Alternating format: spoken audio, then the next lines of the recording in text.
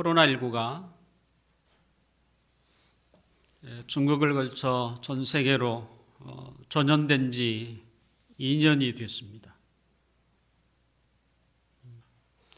왜 19라고 붙였겠습니까? 그 해에 발생한, 잠깐이면 끝날 줄 알았던 이 일이 벌써 2년을 넘어서고 있습니다. 인류의 평화와 경제가 우리 인간들에게 희망으로 닥쳐올 때가 있었습니다. 그것이 코로나19가 시작되기 전이죠. 도대체 인간의 지혜와 능력이 어디까지일까? 상상할 수 없을 만큼 영화에나 때로는 우리의 상상으로만 그림을 그렸던 것들이 하나씩 현실로 다가오면서 인간은 그 희망에 부풀어 있었죠. 하지만 2019년 1월 달 중국에서 시작된 고작 작은 바이러스에 불과한 코로나로 인해서 전 인류가 꼼짝달싹 못하게 될지를 누가 알았겠습니까?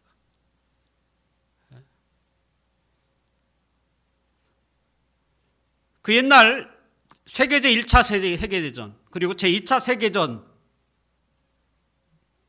당시 그 세계대전이 일어나기 전에 이 세계가 그러했습니다. 희망이 찬 세상, 그 희망으로 부풀었던 시대. 하지만 세계 1차 대전, 2차 대전이 이 땅에 일어났고, 그리고 인간의 희망이 꺾여졌을 때였어요.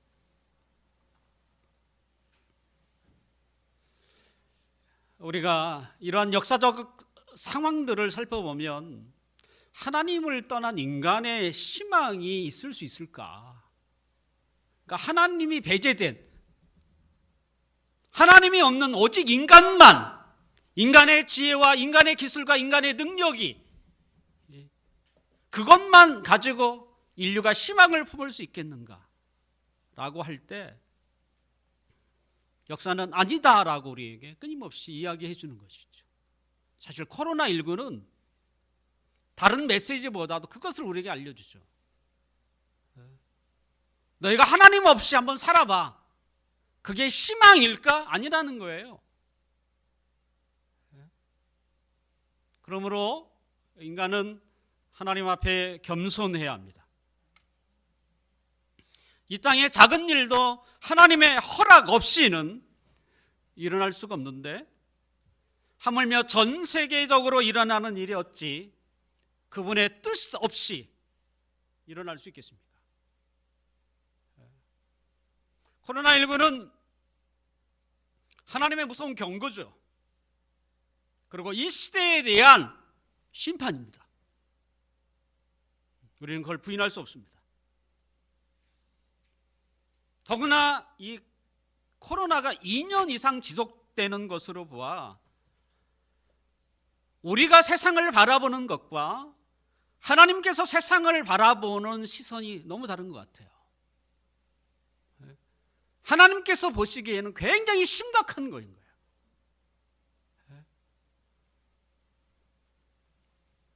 이럴 때일수록 교회는 스스로 자신을 돌아보는 성찰이 필요합니다. 때로는 자성이 필요하죠.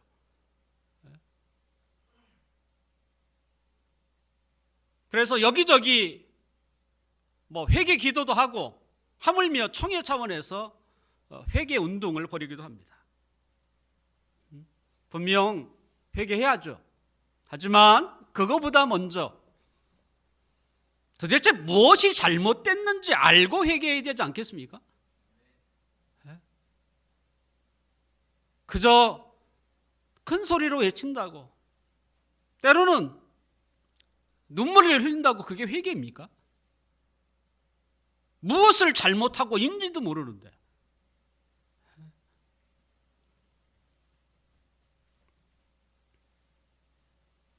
무엇이 잘못되고 있는지를 모른 채 드려지는 회개, 그 회개에 얼마나 그 진심이, 진정성이 담겨 있겠습니까? 코로나19가 전 세계적이라는 점에 있어서는 저 개인적으로는 윤리적인 문제가 아닌가. 특히 성과 관련해서 동성애라든지 가장 크죠. 에이즈 비슷한. 이건 한 나라의 문제가 아니라 전 세계의 문제. 더군다나 인간에게서도 가장 중요한 게 도덕적, 윤리적인 것이거든요. 인류의 역사가 우리에게 알려주는 하나의 중요한 메시지가 하나 있었는데 그게 뭔지 아십니까? 아무리 세계를 호령했던 제국이라고 할지라도 그들의 말로는 언제든지 뭐였다? 윤리적이다. 윤리가 무너지면, 도덕이 무너지면요, 한 나라가 버틸 수 없었어요. 저의 얘기뿐만 아니라 모든 역사가가 한결같이 이야기하는 것입니다.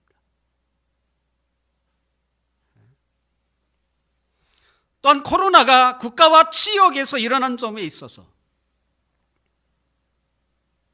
그것은 정의의 문제, 약자에 대한 탄압, 때로는 살인과 폭력이라고도 말할 수 있습니다.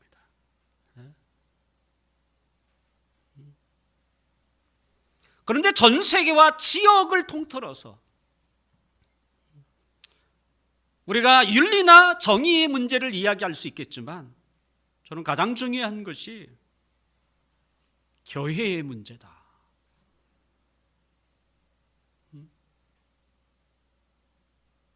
교회의 세속화. 단지 우리나라만이 아니죠. 이 땅에 세워진 교회들이 그 순수성을 잃어버리고 세속화되어가는, 거친 세상의 그 물결 앞에 교회가 그냥 문을 열어놓은 것처럼. 그래서 세상과 교회가 구분이 안 돼요. 교회가 추구하는 것이 세상이 추구하는 것이고 세상의 목적이 교회의 목적과 다르지 않아. 이것이 똑같다면 교회라고 하는, 그죠? 그 성스러움, 거룩함이 어디 있겠어요? 반대로 이건요, 희망이 없다는 얘기잖아요.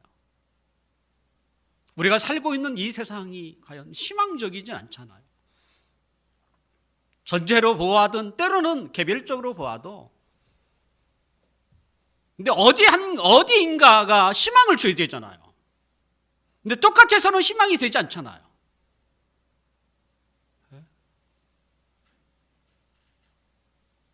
그래서 교회는 달라야 한다는 거예요. 교회만큼은 세속화되어서는 안 된다는 이야기죠. 왜? 그것은 교회가 사는 것뿐만 아니라 세상을 살릴 수 있는 유일한 길이기라요.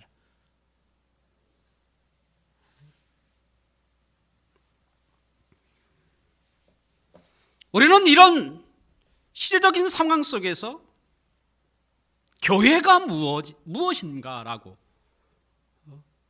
도대체 교회는 어떤 것인가? 그 교회의 속성을 살펴보는 데에는 큰 의미가 저는 있다 생각합니다. 선배들이 성경에 입각해서 세운 교회의 속성을 우리가 알아야 뭘 잘못하고 있는지를 알 수 있지 않겠습니까? 그동안 교회는 사명만을 강조했어요. 그러니까 일하는 교회죠, 일하는 교회.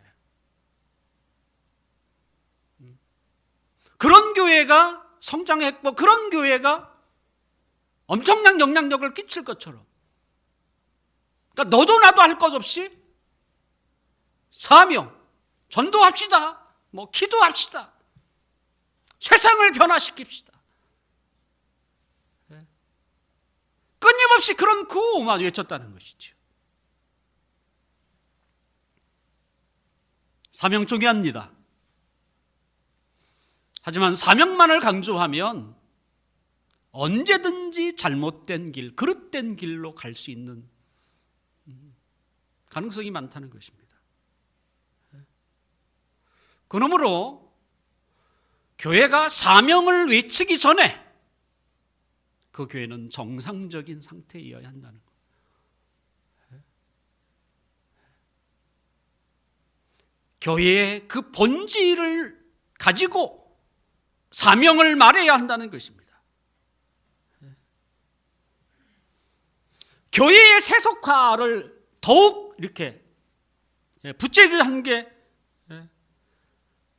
교회의 모습을, 교회는 어떤 모습인가에 대한 끊임없는 질문, 기도, 노력보다는 오직 사명만을 위해서 나갔기 때문에 그렇습니다. 저는 지나치게 이 사명만을 강조하는 그 목회자를 보면 좀 이상하게 들어요.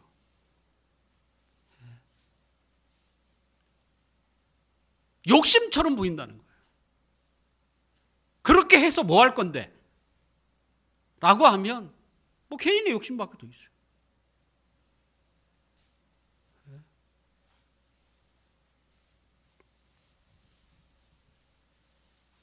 하지만 교회의 본질을 끊임없이 추구하고 간구한다면 주님을 사랑하는 것처럼 느껴진다는 거예요.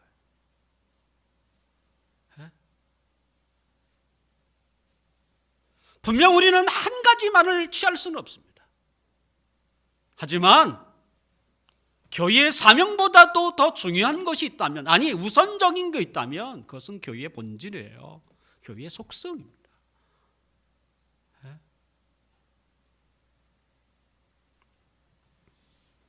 교회가 가지고 있는 속성은요,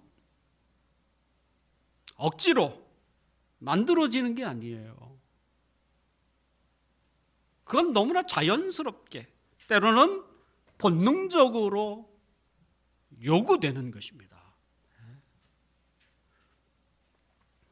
교회 그러면 쉽게 우리가 건물을 떠올릴 수 있지만 엄연히 얘기하면 교회는 성도들을 교회라고 부르는 것이죠.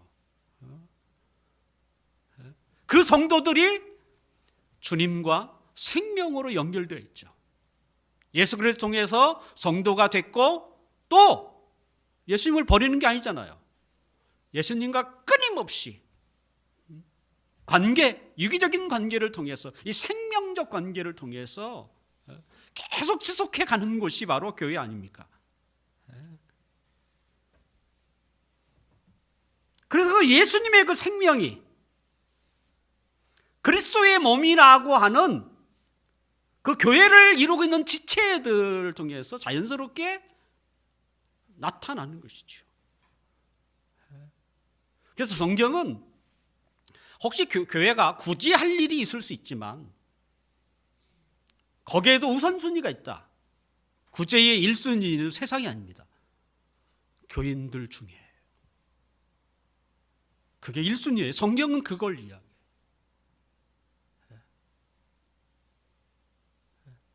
세상에 어려운 사람 아니야. 먼저 교인들 중에 어려운 사람이 우선이야. 이렇게 이야기하고 있다는 거예요. 왜? 우리는 서로 그리스도 안에서 지체들이기 때문에 제일 가까운 사람들이죠. 근데 그것이 자연스럽게 나타나야 한다는 거예요. 이제부터 형제 자매를 내가 사랑해야 되겠다. 분명 이런 의지적인 부분도 전혀 없는 건 아닐지라도 그 여리고로 내려가다가 강도 만난 사람, 사마리아 사람이 그를 구했어요. 응급처치도 하고. 근데 그것이 너무 자연스럽게 나타났다는 거예요. 만약 그 강도 만나서 반 죽은 것과 같은 그런 상태에 있는 그 사람에게 사마리아 사람이 도움을 했어요. 근데 그 사마리아 사람을 만나서 인터뷰를 했습니다. 왜 그를 보고 도와줄 마음을 가졌습니까? 이유가 뭡니까? 목적이 뭡니까? 만약 그렇게 묻는다면 그 사람이 뭐라고 말했을까요? 저는 도리어 그렇게 질문하는 것을 의아하게 생각했을 거라고 생각이 돼요. 아니, 당연한 거 아니에요? 그 어려운 사람, 내가 지금 지나가면 그 사람이 죽을 것 같은데 어떻게 안 도와요? 그게 말이 돼요? 거기에 무슨 다른 이유가 어디 있겠어요? 이 말은 뭡니까? 너무 자연스럽다는 거예요, 그게.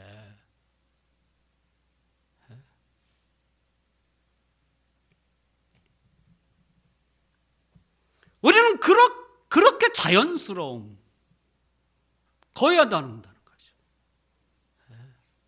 이제부터 내가 이게 얼마나 오래 가겠습니까?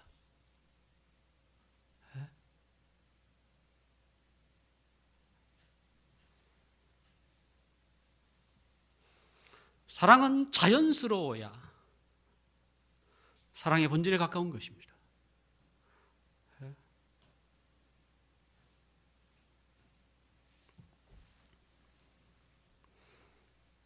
오늘 바울 사도는 데살로니에 교회에게 교훈하는 장면이 소개되어 있습니다.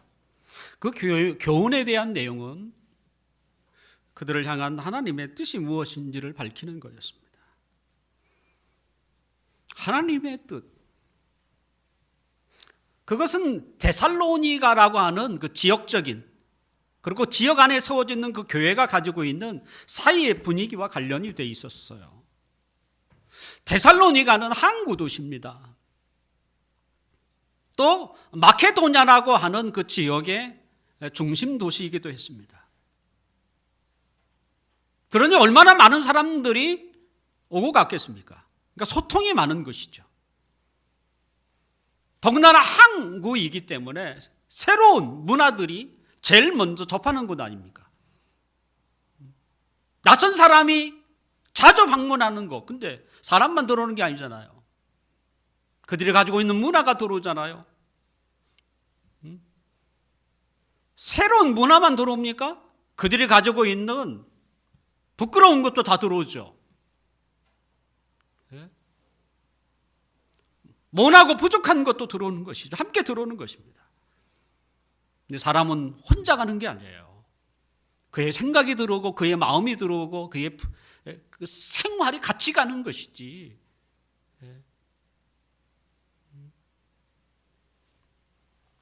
그러한 상황 속에서 바울은 교회 성도들에게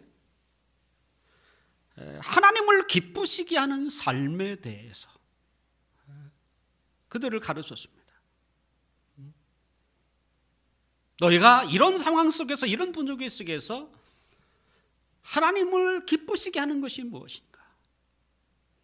그만큼 그게 필요했다는 건 뭡니까?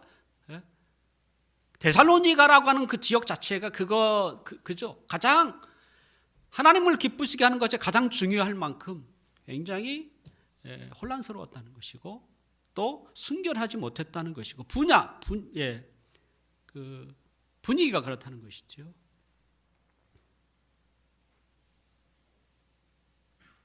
오늘 본문 1절을 함께 읽어볼까요? 1절 시작. 그러므로 형제들아, 우리가 끝으로 주 예수 안에서 너희에게 구하고 권면하노니 너희가 마땅히 어떻게 행하며 하나님을 기쁘시게 할 수 있는지를 우리에게 배웠으니 곧 너희가 행하는 바라 더욱 많이 힘쓰라. 바울은 그들에게 구하고 끊임없이 권면하는 것은 다른 게 아니었어요. 너희가 어떻게 행할 것인가? 이 말은 뭡니까? 하나님을 기쁘시게 하는 삶을 살 것인가? 아니면 나를 기쁘시게 하는 삶을, 나를 기쁘게 하는 삶을 살 것인가? 이 두 가지입니다. 다른 길은 없습니다. 다른 사람을 기쁘시게 한다. 이게 우리는 말은 그렇게 하지만 실제는 자기를 위한 게 대부분. 자기를 위하여 다른 사람을 돕는 거예요. 그만큼 인간은 타락한 존재입니다. 순수할 수가 없어요. 그래서 그걸 안 알아주면 기분 나쁘잖아요. 때로는 화가 나잖아요. 더군다나 내가 1,000만 원 도왔는데 900만 원 도와줬대. 그럼 열받잖아요. 100만 원 깎았다고. 왜 그래요? 자기 일을 위한 거였어.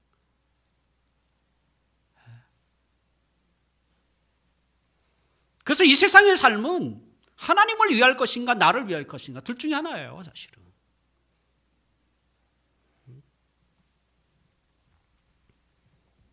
바울은 그 데살로니가 교회에게, 그 성도들에게 어떻게 살 것인가? 여러분은 성도이기 때문에 하나님을 기쁘시게 하는 삶을 살아야 한다. 이걸 가르쳤고 데살로니가 교회는 그것을 기쁨으로 받고 순종했다는 거예요.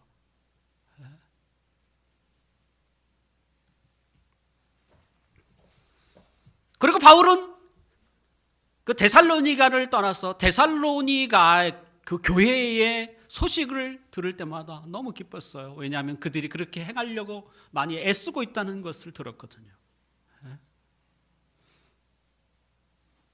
그러니까 목회자가 가지고 있는 가장 큰 기쁨이라고도 말할 수 있죠. 바울이 이 데살로니가 교회에게 전해준 이런 교훈과 견면은 바울 개인의 그 권위에서 나온 것은 아니었습니다. 데살로니가 교회들도 지금 바울이 이야기하고 자기들에게 가르쳤던 그런 말씀들이, 교훈들이 바울 개인의 권위가 아니라 하나님으로부터 나온 권위라는 것을 알고 있었어요. 그렇기 때문에 그 교훈을 그들은 순수하게 받아들여요. 하나님이 우리에게 지금 이걸 요구하는구나. 그렇다면 우리가 하나님의 말씀이니까 하나님이 나에게 주신 것이기 때문에 내가 지켜 순종해야 되겠다. 이렇게 생각을 한 것이죠. 그래서 우리가 어떻게 할 수 있나요? 2절을 함께 봅시다. 2절 우리가 주 예수로 말미암아 너에게 무슨 명령으로 쓴 것을 너희가 안다 하느니라고 되어 있습니다. 주 예수로 말미암아 너에게 무슨 명령으로 쓴 것을 너희가 다 안다. 우리가 가지고 있는 이 성경은 이 성경을 쓴 저자가 있잖아요. 하지만 그 권위는 그 사람에게 나온 게 아니에요. 누구에게? 하나님으로부터 나왔어요. 우리가 이 세상을 살아가는 동안 성인 군자, 훌륭한 삶을 살았던 사람들의 글도 또는 그들의 책도 읽어보면서 분명 그들의 말도 우리의 인생에 도움이 되죠. 그렇지만 그 권위에 있어서는 하나님의 권위를 어떻게 따라갈 수 있겠습니까? 아무리 인간이 성인이라고 할지라도 그들에게는 모자람, 부족함이 언제나 있었습니다. 그러나 하나님은 완전하신 분이에요. 그 완전하신 분을 통해서 흘러나온 하나님의 말씀은 완전한 말씀이죠. 거기에는 흠이 없다는 것이죠. 그래서 성경을 진리라고 말하는 거예요. 진리라. 영원한 인간의 기준이라는 이야기예요. 진리는 기준이라는 이야기입니다. 그래서 성경을 캐논이라고 부릅니다. 기준이라는 뜻이죠. 이게 얼마나 중요한 이야기입니까? 기준 없이 살아가는 것. 그것처럼 사람을 당황스럽게 만드는 게 없어요. 기준이 수시로 변한다. 여러분 살 것 같습니까? 제가 나름대로 이게 그죠? 국가에서 도움을 받으려고 동사무소를 갔는데 서류가 필요하다는 거예요. 그래서 이런 서류를 준비해서 갔어요. 됐어요. 근데 1년 후에 다른 사람을 돕기 위해서 똑같은 절차를 밟는데 또 바뀌었어. 그리고 수시로 이것이 바뀐다면 얼마나 힘이 들겠습니까? 단지 그것은 서류 하나에 불과하지만 우리가 살아가는 삶의 기준이 없다면 그것은 우리를 힘들게 하는 게 어디겠습니까? 그건 되게 힘든 거예요.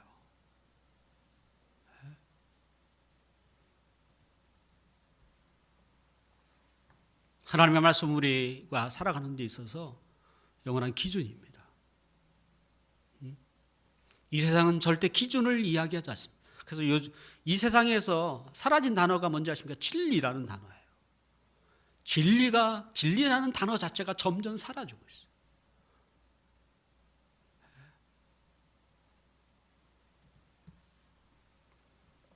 교회는 그리스도의 몸입니다.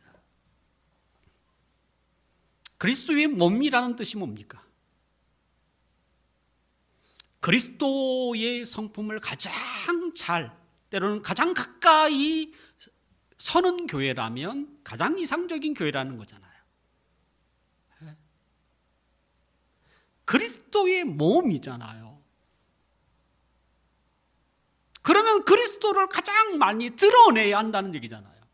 왜? 이름이 그거니까. 성경은 하나님의 성품을 이야기할 때에 가장 많이 강조하는 게 뭐냐? 거룩이라고 하는 단어입니다.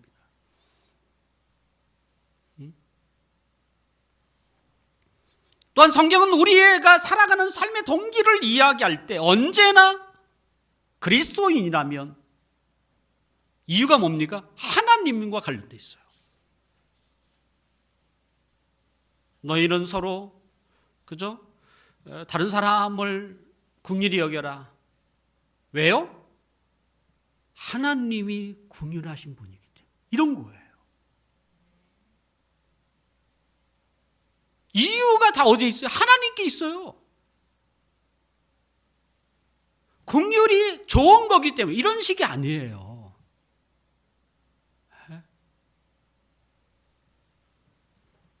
다른 사람을 사랑해야 한다. 왜요? 하나님은 사랑이시기 때문에. 모든 이유가 다 거기 있는 거예요. 그리스도인이 가지고 있는 모든 이유는 하나님입니다. 내가 왜 다른 사람의 것을 도둑질하지 말아야 합니까? 거기 똑같아요. 하나님이에요. 하나님.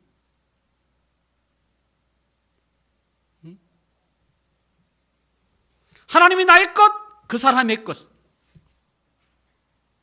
따로 주셨기 때문에.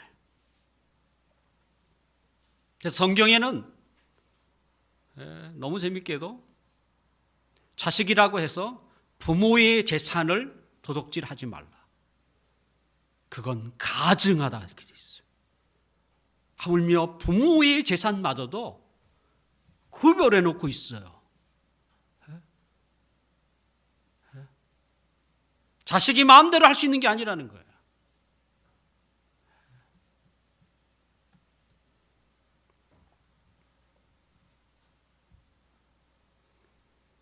우리가 지난주에 암송했던 구절, 혹시 여러분 기억할지 모르겠지만 나 여호와가 거룩하니 너희도 거룩하라.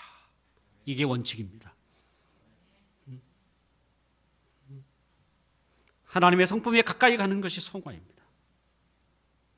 그리스도의 몸은 하나님의 성품에 가장 비슷하게 가는 것이 가장 이상적인 교회예요. 성도라는 뜻에도 거룩한이라는 의미가 있습니다. 왜냐하면 거룩한 성을 쓰거든요. 거룩이라는 거룩은 이름에만 붙이는 게 아니에요. 그들을 향한 하나님의 뜻에서 거룩함이라고 소개되어 있죠. 오늘 본문 3절이 그것입니다.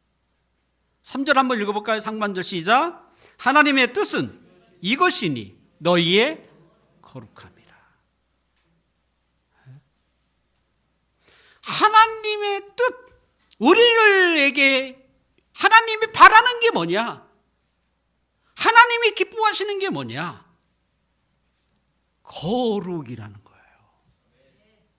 거룩. 그러므로 교회의 속성 두 번째는 뭐냐면 거룩입니다. 그리스도의 몸이잖아요. 하나님의 몸이잖아요. 하나님의 성품이 거룩한데 마땅히 그 교회가 가지고 있어야 할 속성이 뭡니까? 거룩이에요. 거룩. 그래서 교회는 거룩이라는 말을 많이 사용하고 있어야 합니다. 거룩함은 다른 게 아니에요. 하나님이 요구하시는 거예요. 더군다나 하나님의 뜻이라고 분명히 말할 만큼 하나님의 의지가 굉장히 강하게 요구되는 거예요. 하나님의 뜻은 이것이니 이런 식으로 얘기하잖아요. 얼마나 강력한 하나님의 그 마음이 거기에 담겨 있습니까? 근데 그게 뭐라고요? 거룩이라는 거였어요. 우리가 하나님의 뜻 그러면 데살로니가 5장 15, 16, 17절에 있는 그죠? 항상 기뻐하라. 범사에 기도하라. 쉬지 말고 기도하라. 범사에 감사하라. 이런 너희를 향하신 하나님의 뜻이다. 우리 이것만 생각하는데 오늘 본문도 우리에게 그것도 두 가지도 아니에요. 한 가지야. 하나님의 뜻은 이것이니 얼마나 단호합니까? 너희의 거룩이라.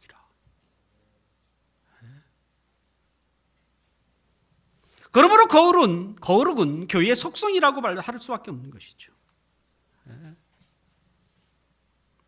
거룩함의 목적은 뭡니까? 하나님의 영광이에요. 모든 그리스도인들에게 목적은 하나밖에 없습니다. 하나님의 영광. 하나님을 기쁘시게 하는 것이죠. 그런데 거룩함을 제대로 알지 못하면서 하나님의 영광을 말하는 것은 어렵다는 것입니다. 그럼 거룩이라는 단어가 가지고 있는 뜻은 무엇일까? 크게 세 가지를 말할 수 있는데 하나는 분리하다라는 것입니다. 때로는 쪼갠다, 나눈다 이런 말하기도 합니다만 같은 의미죠. 분리예요, 분리. 거룩이라는 단어는 분리. 두 번째는 봉헌이에요. 내가 드린다라고 할 때.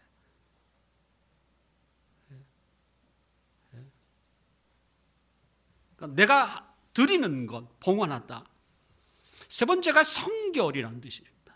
때로는 순수하다, 흠이 없다, 이런.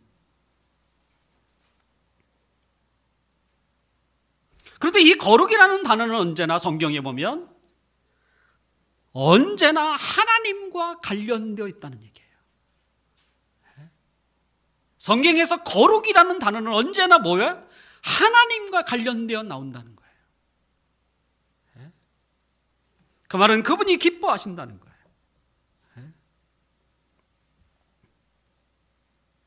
우리가 하나님과 이 거룩이라는 단어가 하나님께 사용되는 그 예를 보면 당연히 거룩하신 하나님이란 때로는 거룩한 천사,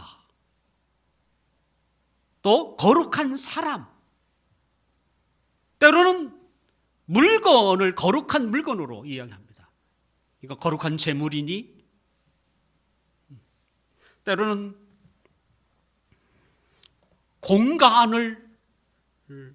시공간을 이야기할 때도 여긴 거룩한 장소이니, 때로는 거룩한 시간, 이런 부분에도 이 거룩이라는 단어를 써요. 근데 이 거룩이라는 단어를 쓸 때는 다 뭐와? 하나님과 관련돼서 나온다는 것이죠. 그러니까 하나님과 관련되지 않는 것을 거룩이라고 말하지 않습니다.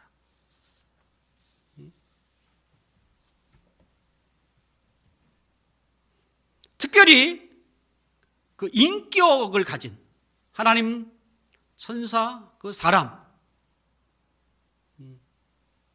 이런 경우에 거룩은 어떤 의미에서 윤리적인 도덕적 의미로 쓰는 거예요. 본래 인격에 있어서 가장 중요한 것은 윤리와 도덕이에요. 그래서 윤리와 도덕은 사실 가르치는 게 아니죠. 모든 인간이 그죠? 가지고 있는 하나님이 주신 규범이라고 말할 수 있죠. 그래서 사회에서도 윤리와 도덕은 어떻게 합니까? 법으로 정하지 않아요. 너무나 기본이라. 부모에게 효도하지 않았다고 법에서 뭐라고 합니까? 근데 뭐가 더 중요해요? 세상의 법보다 이 기준이 훨씬 더 중요한 거예요. 왜? 이건 기초예요.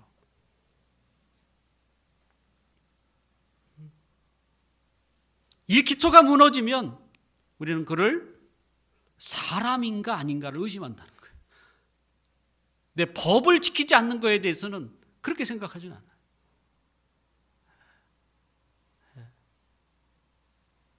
그러니까 실정법보다 더 중요한 게 뭐냐? 이런 우리가 가지고 있는 가장 기본적인 인간으로서 가지고 있는 이런 윤리나 도덕이라는 것이죠. 그래서 거룩이라고 하는 단어를 정리하면 하나님과 관련된 구별되고 그러니까 분리된다는 것이죠. 그리고 윤리적으로 순결해야 한다. 이렇게 정리할 수 있습니다. 다시 한번 말씀드리면 거룩이라는 것은 하나님께 드리는 하나님과 관련하여 구별되고 따로 분리하고 그리고 윤리적으로 순결해야 한다. 자, 거룩한 장소. 그러면 우리가 지성소, 구약에 있는 지성소를 생각하게 됩니다. 왜 거기가 거룩한 장소입니까? 그래서 지성소라고 부르잖아요. 거룩한, 지극히 성스러운 곳. 왜요? 하나님이 계신 곳이기 때문에. 하나님이 임재하는 곳이기 때문에 거룩한 곳이에요. 근데 만약 하나님이 지성소에 하나님이 떠났다. 그러면 더 이상 그곳은 거룩한 곳이 아닙니다. 하나님이 떠났는데도 그 공간은 여전히 거룩한 곳인가? 아니에요. 그렇지 않습니다. 우리가 쓰는 말 중에 주의를 거룩하게 지켜야 한다. 그러니까 이건 날이라는 것이죠. 날. 자, 주일이라는 이 주일, 일요일이죠. 일요일이 그러면 거룩한 날인가? 거룩한 날인가라고 할 때 엄연히 따지면 주일은 거룩한 날이 아니에요. 왜요? 그 날 자체가, 그 일요일이라는 그 날 자체가 그 불신자들에게 그건 거룩한 날이 아니거든요. 그 사람들은 단지 쉬는 날이죠. 토요일의 연속이요. 일하지 않는 날. 단지 그것으로 거룩한 날인가요? 그렇지 않죠. 결국 주일이라고 하는 그 날 자체가 거룩한 게 아니에요.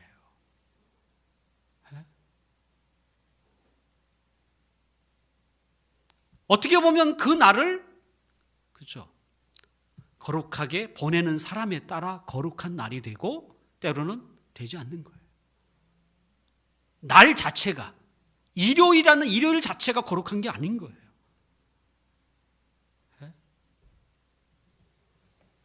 더군다나 주일만 거룩하고 다른 날은 거룩하지 않을까요? 아니죠.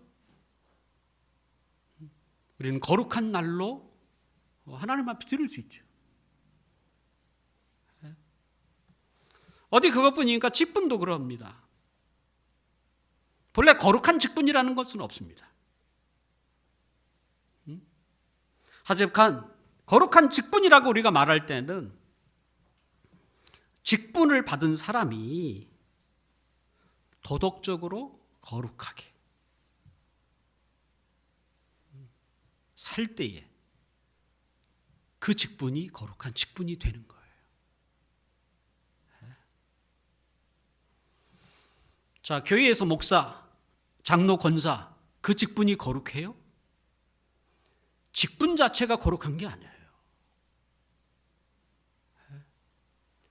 그 직분을 감당하는 사람이 따라서 그 직분이 거룩한 직분으로 되는 거예요.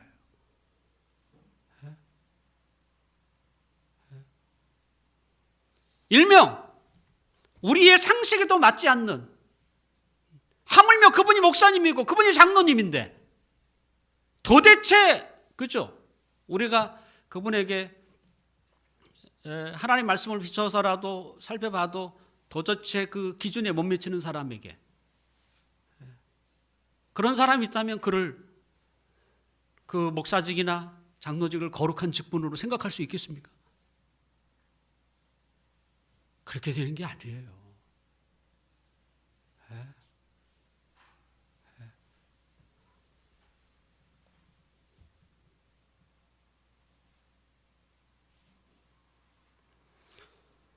그러므로 우리는 모든 거룩이라는 말은 하나님과 관련돼 있어야 되고, 또한 아까 어떻게 구별되고 또 순결해야 한다.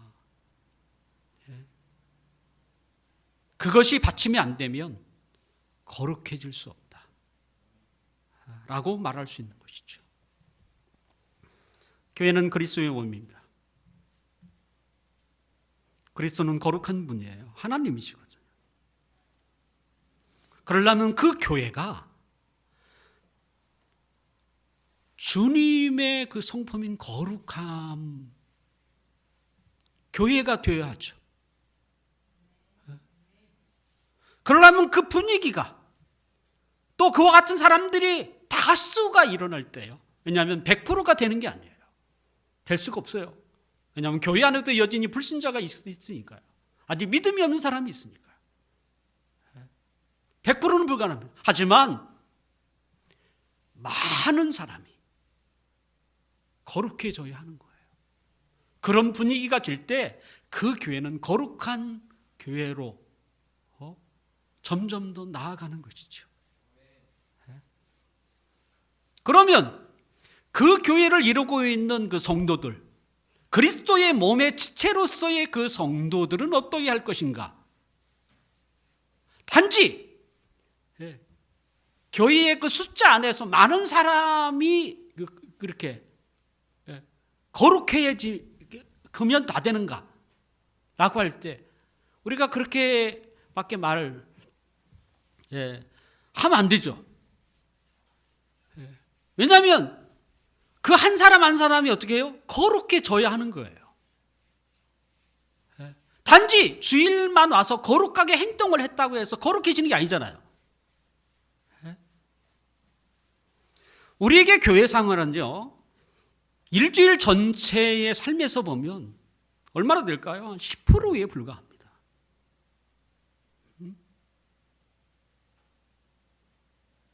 고작 10%만 거룩해지면 되나요? 그건 아니죠. 우리의 가정생활, 때로는 학교생활, 직장생활에서도 거룩하게 살아야 하는 거예요. 왜? 그게 훨씬 우리의 삶의 영역에서 많은 시간이 사용되거든요. 단지 교회 안에서 그 모습만 보고 그를 거룩하다 말할 수 없다는 거예요. 왜? 그건 10분의 1에 불과한데.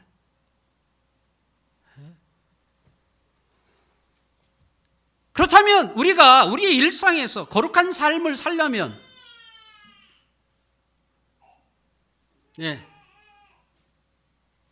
거룩한 삶을 살려면 하나님과 하나님 나라와 관련되어야 한다는 거예요. 왜? 거룩이라는 단어는 늘 하나님과 관련되어 있거든요. 하나님과 관련되지 않는 삶은 거룩한 삶은 없습니다. 거룩하지 않습니다. 우리가 그걸 분명히 알아야 합니다. 거룩이라는 것은 하나님과 관련되어 있는 거예요. 주일날 우리의 모습이 하나님과 관련되어 있어야 되고요. 또 세상에서 우리의 모습이 뭐와 관련돼 있어야 돼요? 하나님과 관련돼 있어야 거룩해지는 거예요. 누군가가 하나님의 말씀을 공부해요. 근데 그것을 왜 공부하느냐? 학문을 위해서, 때로는 새로운 지식을 얻기 위해서 한다면 그 하나님의 말씀은 그에게 참 의미가 없어요. 그로 하여금 거룩한 삶을 살아가는데 도움이 안 돼요. 그것 자체가 거룩한 삶은 아니에요. 왜? 하나님과 관련이 없는 거예요. 성경을 읽는데 하나님과 관련이 없는, 그러면 그것 자체가 뭡니까? 거룩한 삶과 아무 상관이 없어요.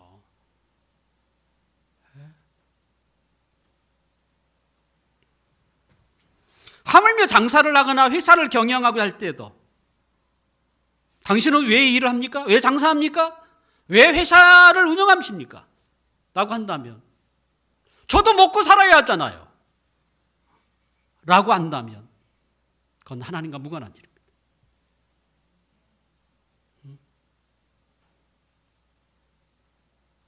아무리 그렇게 산들 거룩하고는 거리가 먼 삶이에요.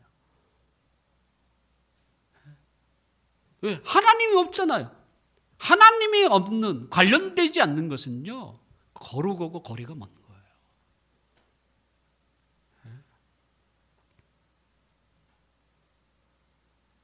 세상 사람들 물어보세요. 왜 장사하십니까? 왜 회사 하십니까? 먹고 살려고요. 뭐가 다릅니까? 다른 게 하나도 없어요.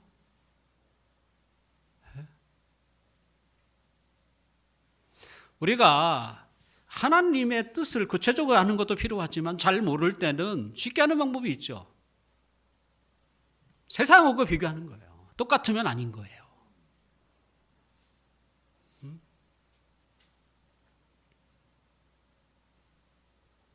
세상 사람도 그렇게 얘기하잖아요. 그게 다르지 않다면 우리가 뭐가 달라요? 다를 게 하나도 없죠.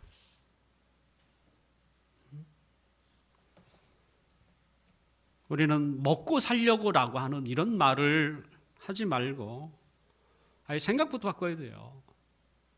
내가 하나님의 영광을 위하여 산다. 내가 하나님의 영광을 위하여 한다. 그게 그래야 하나님과 관련돼요. 그래야 거룩한 생활을 하는 거예요.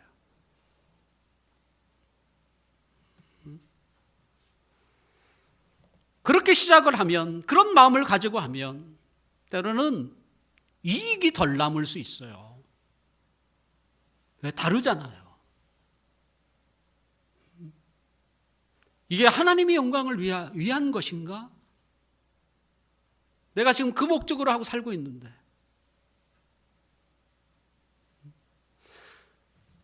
그 목적으로 사는 것과 먹고 살려고 하는 것은 많은 차이가 있어요.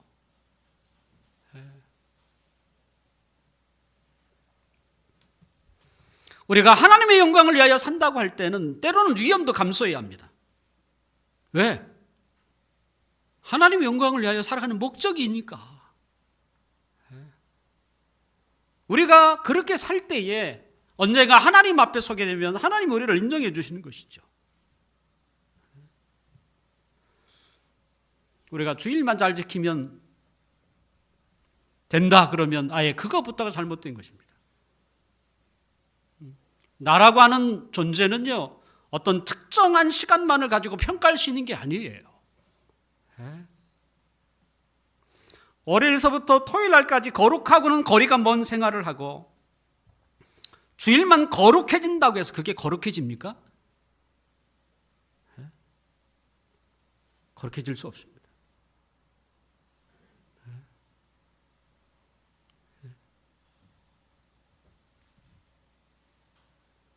거룩한 교회는요, 그 구성원의 많은 사람이죠. 거룩해야 합니다. 정말로 이 교회가 하나님과 관련된, 그리고 그 마음이 어떻게? 순수해야 한다. 그런 사람이 많으면 그 교회는요, 주님이 보시기에 기뻐하는 교회로 점점 더 가는 교회.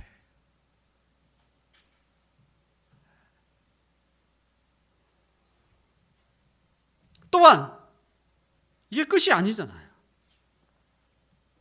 그 교회를 이루고 있는 구성원들도 교회뿐만 아니라 이제 세상에 나아가서도 어떻게? 하나님과 관련된, 그리고 그 마음이 순결하게 사셔야 하는 거예요. 두 가지인 거예요.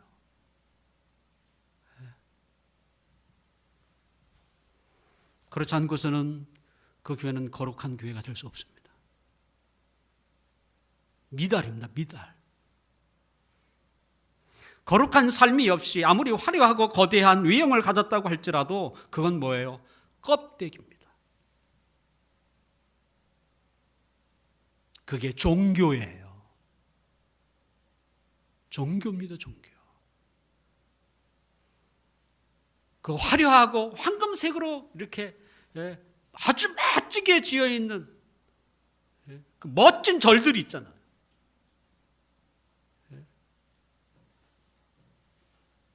그것과 뭐가 다를 게 있습니까?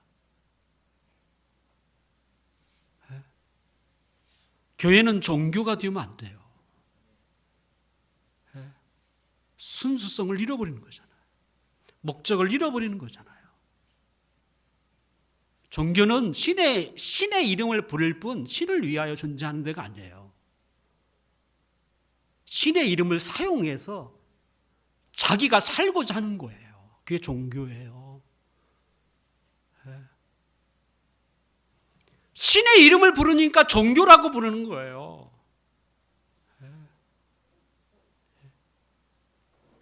기독교는 종교가 아닙니다. 그런 종교에는 생명이 없어요. 생명이 없습니다. 그래서 그런 곳에는 종교는요, 깊이 들어가면 들을수록, 들어가면, 말 그대로 다 조직이고,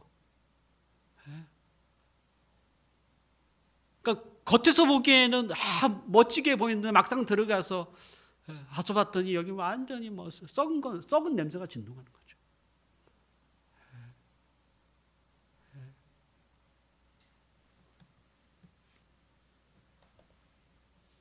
세속화는 다른 게 아닙니다.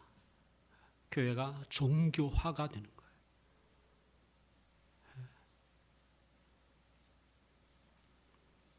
주님이 그걸 원하지 않으셨습니다. 주님이 정말 우리를 살리려고 오신 거지, 살리지 못하는 종교를 만들고 싶은 게 아닌 거예요. 그래서 종교 하나 만들려고 예수님이 죽으셨어요? 죽지 않아도 종교는 만들 수 있습니다.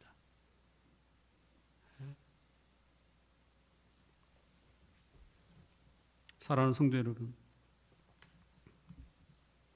교회가 세속화하기 시작하면 화려할 수 있습니다.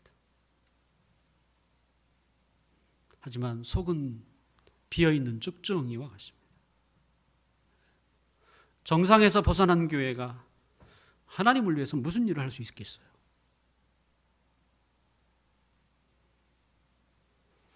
지금 한국교회는 교회의 첫 모습을 찾아야 할 때입니다.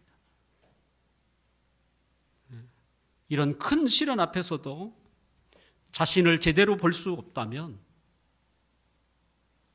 어떻게 하나님의 심판을 견딜 수 있겠습니까? 그나마 징계를 줄 때는 희망이 있잖아요.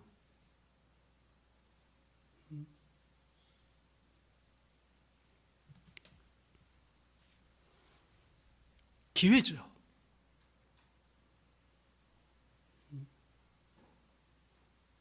근데 무엇이 잘못된지도 모르는 거예요.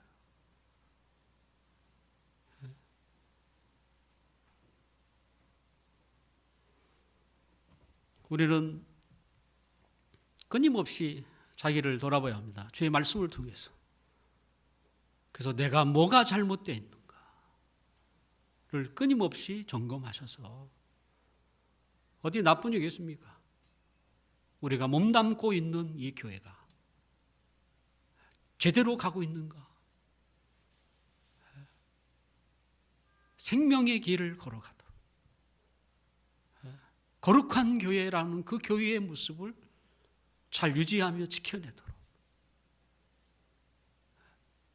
그래야만 이 어두운 세상을 살리는 것, 그래야만 죽어가는 사람을 살리는 거예요. 살려야 되잖아요. 수많은 사람이 교회에 왔는데 하나도 살지 못한다면 그게 무슨 의미가 있어요?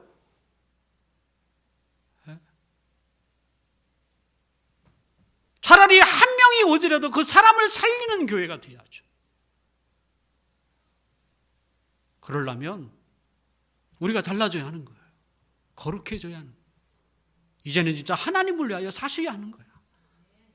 그리고 그 마음이 순전해야 하는 거야. 주 뜻대로 교회가 정말 그런 교회, 또 우리 각자가 그런 한 사람 한 사람이 되기를 주님의 이름으로 축원합니다. 기도하겠습니다.